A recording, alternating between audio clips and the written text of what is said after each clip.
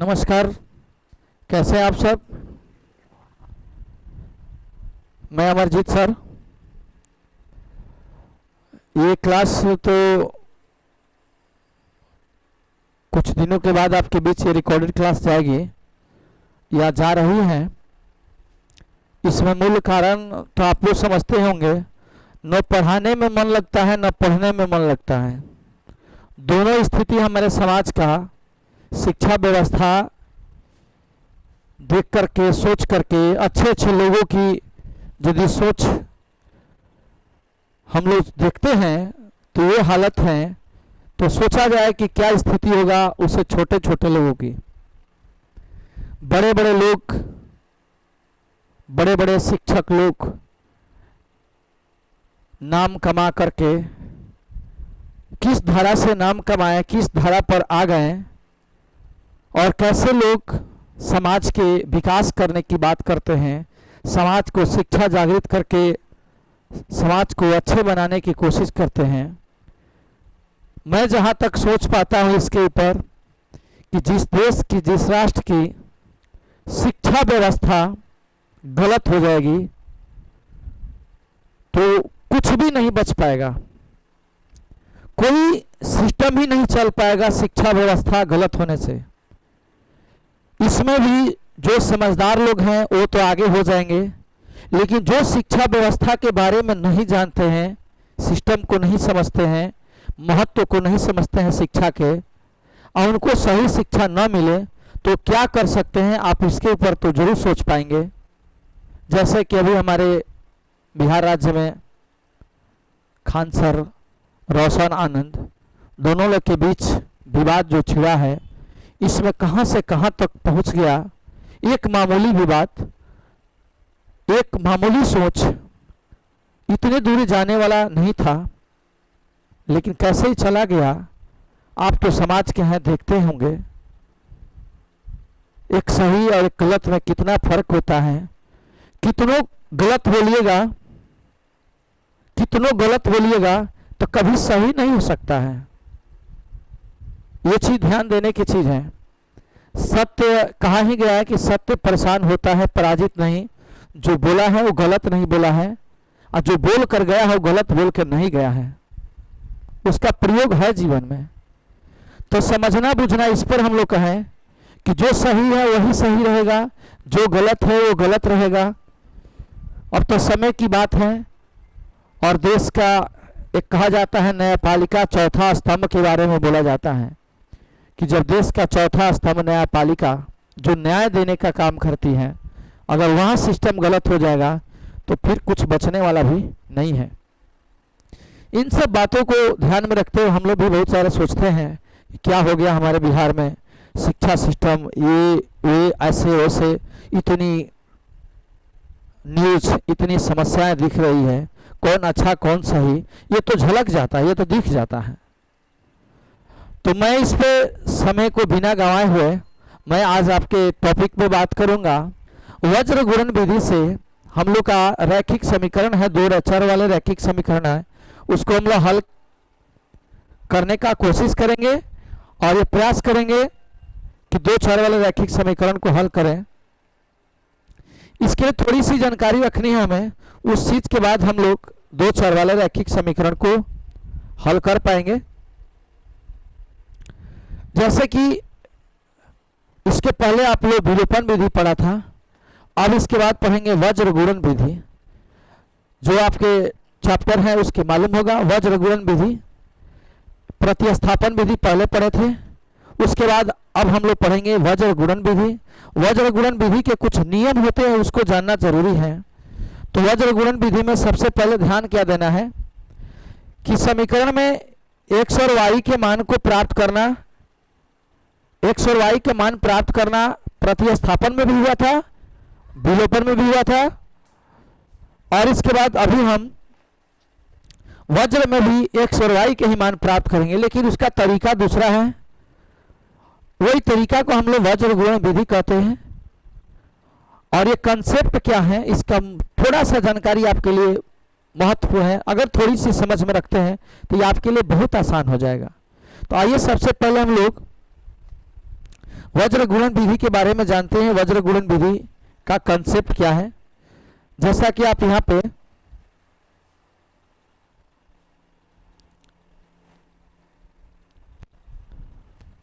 वज्र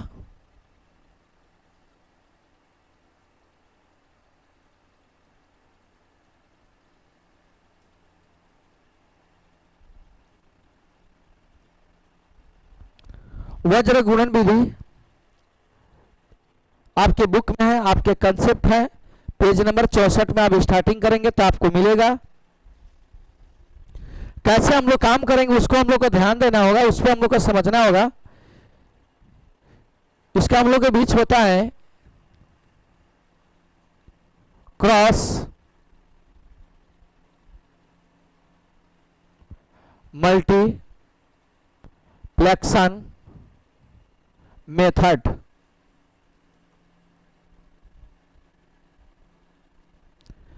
cross मल्टीप्लेक्शन method, इससे होता क्या है, क्रॉस के मतलब ही हो जाता है, क्रॉस मतलब होता है तिरछा, क्रॉस के मतलब तिरछा। जैसे ये आपके बीच दिखाई देता है, ये क्रॉस हो गया।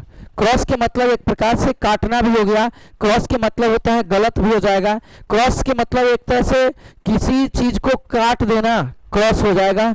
तो क्रॉस के मतलब ही हो गया क्रॉस, ये क्रॉस हो गया। और इसके क्रॉस के साथ जो हम लोग गुणा करते हैं उसी मेथड को, उसके द्वारा जो हम लोग मान निकालते हैं वो हमारा हो जाता है क्रॉस मल्टीप्लेक्शन मेथड। तो इसमें क्या मूल चीज है, क्या हम लोग टॉपिक पर ध्यान देंगे, इसको समझना जरूरी है। इसके लिए सबसे पहले क्या करना होगा, इस पे हम लोग समझते हैं। इस विधि के द्वारा जो हम लोग मान निकालेंगे वो क्या करेंगे, जुगपत समीकरण का हल करते हैं। जुगपत के मतलब होता है जोड़ा, इसमें जो भी होगा जोड़ा होगा, जोड़ा को ही हल करते हैं। बिना जोड़ा का हम लोग इसका हल नहीं निकाल पाएंगे। तो आइए इसको पहले हम लोग जानते हैं।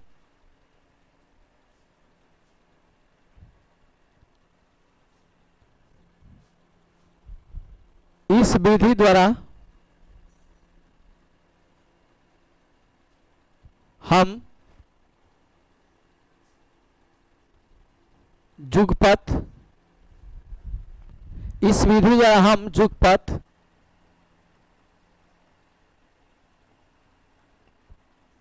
समीकरण का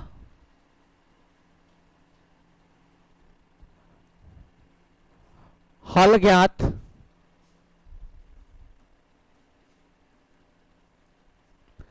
करते हैं। इससे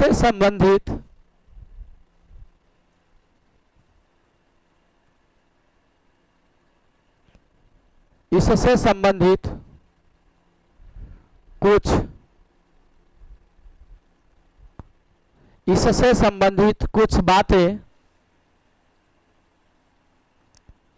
ध्यान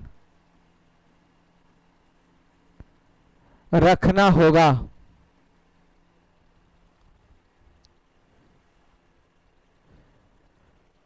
ठीक है, इसमें क्या है कि इससे संबंधित कुछ बात हम लोग को ध्यान रखना हो, क्या है, जैसा कि सबसे पहले हम लोग का जानना होगा 1 नंबर पॉइंट पे A1/A2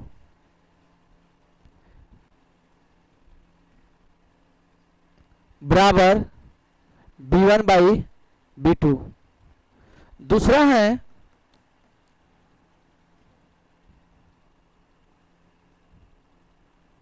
A1/A2 बराबर B1/B2 बराबर C1/C2।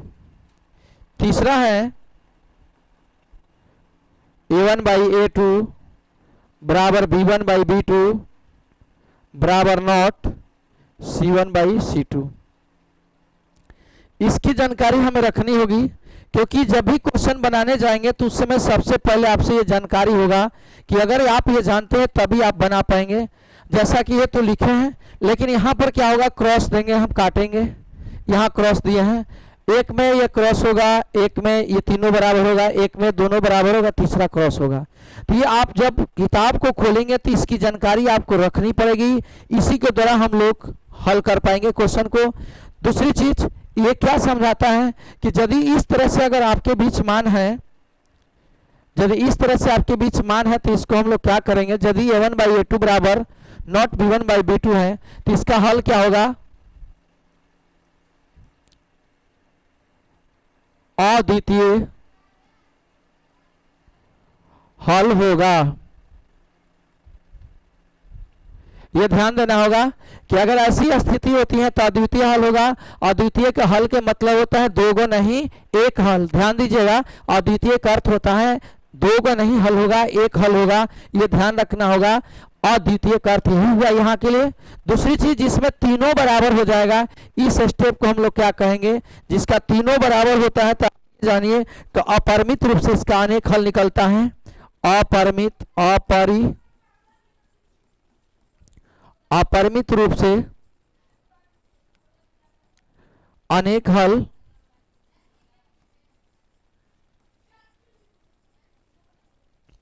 और इसमें क्या होता है, इसमें कोई हल नहीं होता है। ये आपको ध्यान देना है, इसमें क्या होता है, कोई हल नहीं होता है।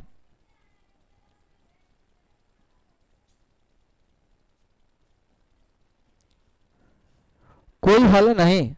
तो ये तीनों कंसेप्ट को, ये आपके लिए समझ में क्या आएगा, ये तीनों कंसेप्ट जानेंगे, उसी आधारित हम लोग को हल करना होगा। तो इस पे क्या देगा आपको, क्वेश्चन जब पूछेगा तो उसमें आपको ये जानना होगा, बोलेगा कि जिसका द्वितीय हल है उसी को हल कीजिए वज्र। तो ये आपके लिए मूल जानकारी रखना होगा यहाँ पे। यदि आप ये जानकारी रखते हैं तो भी आप आगे की ओर वज्र गुणन विधि का प्रयोग कर पाएंगे और तभी आप वज्र गुणन विधि का जानकारी आप रख पाएंगे।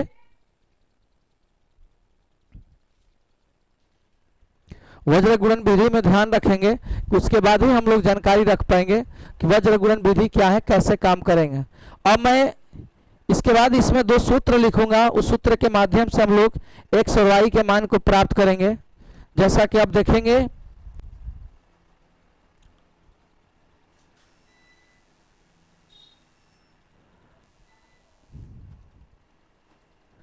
कार्यकारी नियम। कार्यकारी नियम का मतलब क्या हुआ कि काम करने से पहले किस बात पर ध्यान देंगे। एक नंबर मैं टॉपिक देता हूं,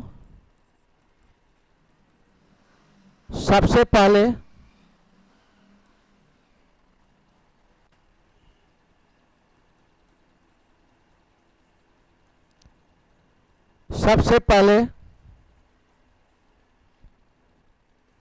हम A1 A2 B1 B2 C1 C2 का मान प्राप्त करते हैं। ये सबसे पहले हम लोग का बात ध्यान देना होगा कि सबसे पहले हम लोग A1 A2 B1 B2 का मान को प्राप्त करेंगे, इसके बाद ही हम लोग कोई काम कर पाएंगे। जब तक हम लोग को इसकी जानकारी नहीं होगी तब तक हम लोग कोई काम नहीं कर पाएंगे।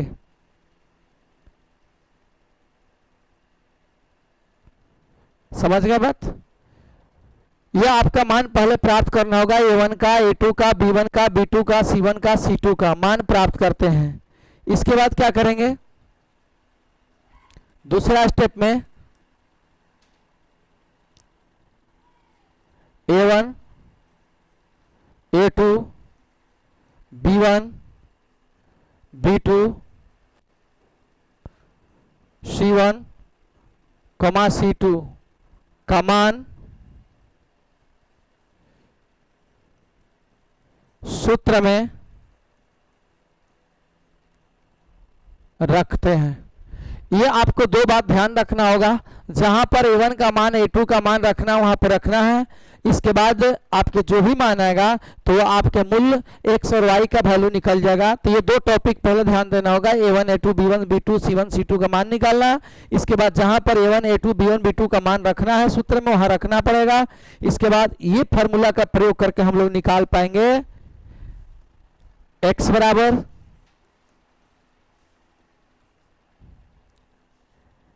x बराबर यहाँ ध्यान देना है, ये टॉपिक आपको मूल है, ये आपके किताब आप उठा करके किताब को पढ़िएगा।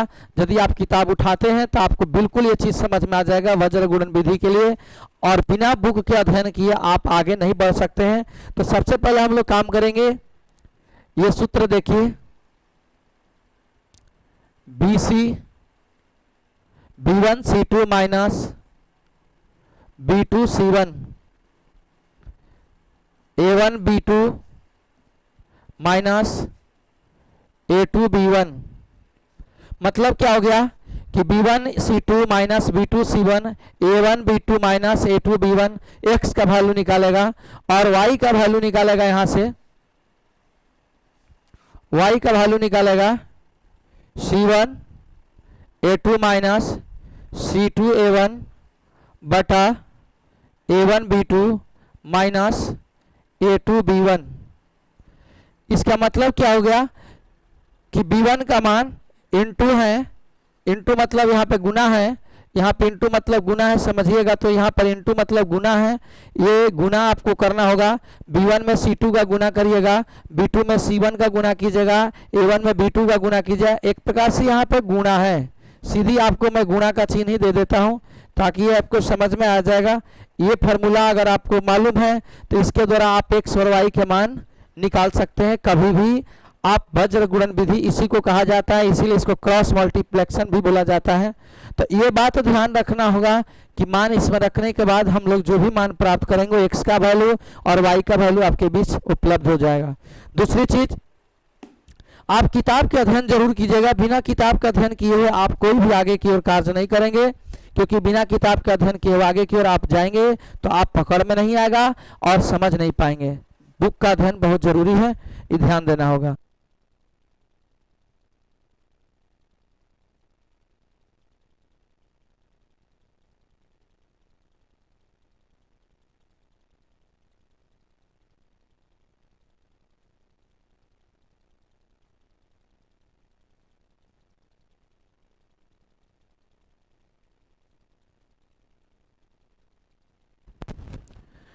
निम्न रैखिक समीकरणों के युगों में से किसका एक अद्वितीय हल, किसका कोई हल नहीं, या किसके अपरिमित रूप से अनेक हल अद्वितीय हल की स्थिति में वज्र गुणन विधि से ज्ञात करना है। तो सबसे पहला काम मैं बताया हूं कि सबसे पहला काम हम लोग को क्या करना है, A1 A2 का मान प्राप्त करना है, जैसा कि मैं पहले भी बताया हूं।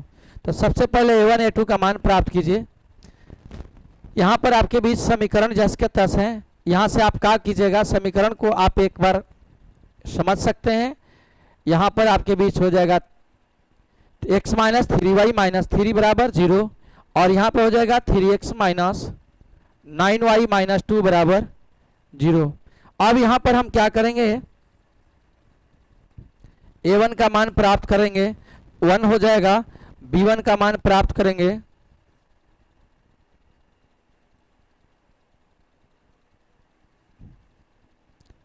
-3 हो जाएगा, कॉमा C1 का मान प्राप्त करेंगे -3 हो जाएगा।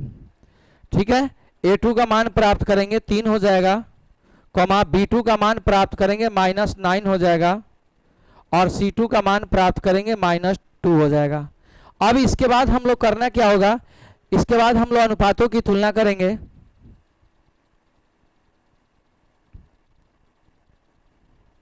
अनुपातों की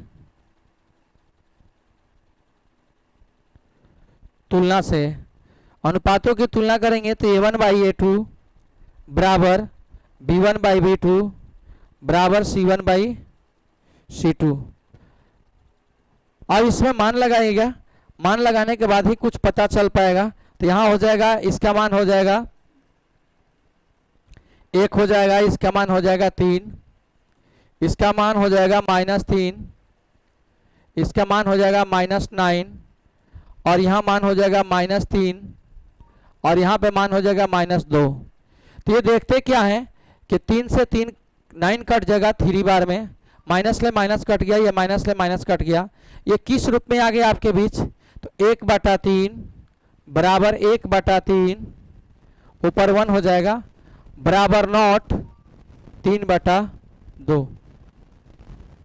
ये किस रूप का आ गया, तो ये रूप आ गया A1 बटा में A2 बराबर B1 बटा में B2 बराबर नॉट C1 बटा C2। यदि ये स्थिति आपके बीच बनती है तो इसका क्या होगा, अतः समीकरण युग्म का कोई हल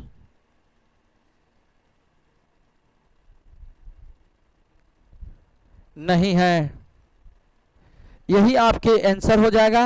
आंसर अलग नहीं, इसी जगह जब कोई हल नहीं हुआ तब हमें आगे इसको वज्र गुणन विधि लगाने का आवश्यकता नहीं है। ये कंसेप्ट आपका पहला क्वेश्चन के लिए हुआ और पहला क्वेश्चन आपके बीच पूर्ण हो चुका। ये आपका प्रोसेस करना होगा, ये आपको रूल जानकारी होनी चाहिए जो पहले मैं बताया हूं, उसके आधार पर ये क्वेश्चन आपके बीच हो गया।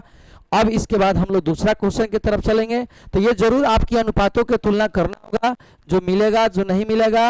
यदि मिल गया तो ठीक है, नहीं मिला तो ठीक है। तीनों स्टेप पर रखने के बाद ही पता चल पाएगा। तो पहले दो का मान मिलाएंगे, इसके बाद तीसरा से तुलना करेंगे। दो ही में अगर अंतर आ जाएगा तो उसी जगह से हम इसका क्लियर कर पाएंगे कि अद्वितीय होगा कि क्या होगा। तो यहाँ पर देखिए कि ये दोनों मान बराबर हो, तीसरा नहीं है क्योंकि यहाँ पे 1/3 बराबर नॉट 3/2 ये बराबर नहीं है। तो ऐसी स्थिति अनुपात का तुलना में आ गया। तो ऐसी स्थिति जब होती है तो समीकरण का कोई हल नहीं होता है, कोई हल इसका नहीं होगा। तो यदि कोई हल नहीं होगा तो इसको मैं हल नहीं करूंगा, इसी जगह समाप्त हो जाएगा।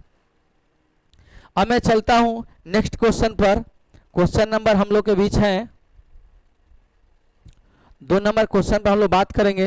तो 2 नंबर क्वेश्चन पे बात करेंगे तो सबसे पहले ये चीज़ मैं बता देना चाहता हूँ कि 2 नंबर क्वेश्चन में जब बात करेंगे तो इसमें भी वही प्रोसेस है, सेम 2 नंबर क्वेश्चन का प्रोसेस वही है, तरीका वही है। इस प्रश्न को भी आप अच्छे ढंग से समझिए कैसे इसको बनाया जा रहा है।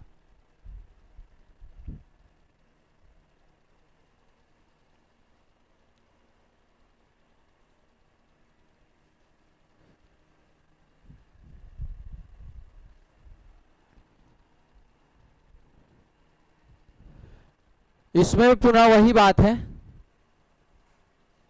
किसका अद्वितीय हल, किसका कोई हल नहीं और किसका अपरिमित रूप से अनेक हल है। अद्वितीय हल की स्थिति में उसे वज्र गुणन विधि से ज्ञात कीजिए। ठीक है, तो इसमें भी वही काम करना होगा। हमें सबसे पहले इस समीकरण को बनाना होगा 2 चर के रैखिक समीकरण के रूप में। यहाँ हो जाएगा 2x प्लस वाई बराबर 5 है बराबर में, लेकिन हम इसको कहाँ लेंगे तो इसको माइनस में लेंगे, 5 बराबर लेंगे 0। इसके बाद लेंगे 3x प्लस 2y माइनस लेंगे 8 बराबर 0। अब इसके बाद में यहाँ हम प्राप्त करेंगे a1 a2 का मान। a1 का मान हो जाएगा 2, b1 का मान हो जाएगा आपके बीच 1 और c1 का मान हो जाएगा -5।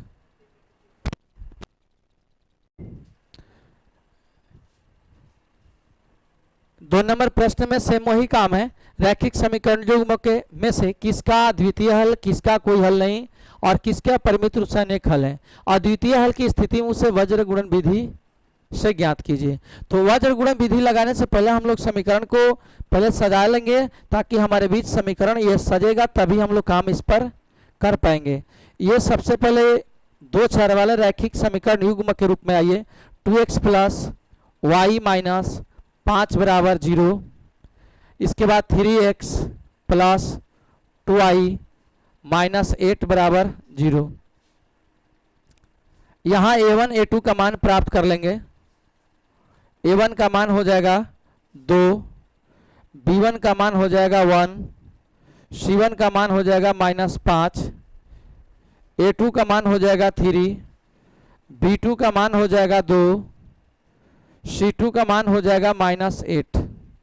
इतना होने के बाद हम लेके अनुपातों की तुलना करेंगे। अनुपातों की तुलना से a1 बटा a2 बराबर b1 बटा b2 बराबर c1 बटा c2। इसमें मान रखेंगे, इसके बाद ही पता चल पाएगा। तो मान लगाइए यहाँ पर 2/3 हो जाएगा बराबर 1/2 हो जाएगा बराबर 5/-8, माइनस ले माइनस क्रॉस हो जाएगा। फर्स्ट स्टेप में क्या देखते हैं कि दोनों मान बराबर नहीं है, 2/3 बराबर नॉट 1/2। ये स्टेप हम आगे की ओर नहीं जाएंगे, हम पहले दो स्टेप को मिलाएंगे कि दो स्टेप में क्या देख रहे हैं। तो 2/3 1/2 कभी बराबर नहीं है, ये बराबर है ही नहीं। यदि बराबर नहीं है तो ये क्या हो जाएगा, ये आ गया इस रूप में a1/a2 बराबर नॉट b1/b2। इस स्टेप में आएगा तो इसका क्या स्थिति हो गया, अतः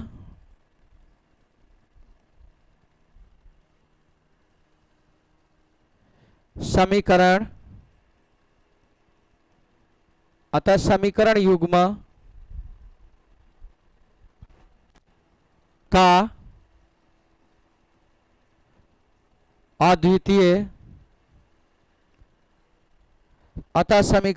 का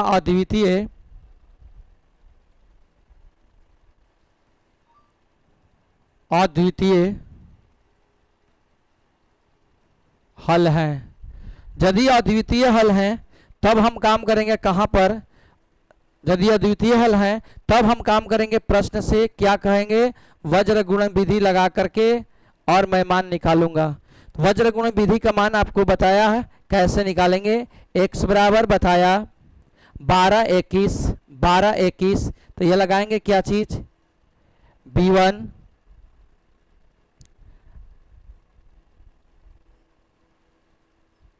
12 21